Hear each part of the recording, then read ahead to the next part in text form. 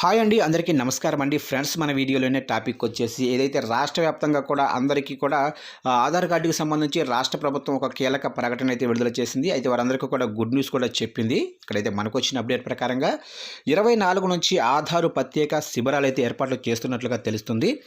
ఇక అన్ని జిల్లాలలోనూ ఈ నెల 24 నుంచి 28 వరకు అంటే 4 రోజుల పాటు ఆధార్ నమోదుకు ప్రత్యేక శిబిరాలు అయితే ఏర్పాటు చేయాలని కలెక్టర్లకు గ్రామ వార్డు సచివాలయాల శాఖ సంచాలకులు శివప్రసాద్ అయితే సూచించారు. 6 ఏళ్లలోపు చిన్నారుల పేర్లతో కొత్తగా ఆధార్ నమోదు, పాత వాటి నవీకరణకు వీలుగా ఏర్పాట్లు చేయాలని పేర్కొన్నారు. ఇక రాష్ట్ర వ్యాప్తంగా 6 ఏళ్లలోపు ఉన్న 8,53,486 మందితో ఆధార్ నమోదు చేయాల్సి ఉందని వివరించారు. ఇక 5 నుంచి 15 ఏళ్లలోపు 15 ఏళ్ల పైబడిన వారికి సంబంధించి 42.10 లక్షల ఆధార్ నమోదు పెండింగ్లో ఉన్నట్లయితే తెలిపారు.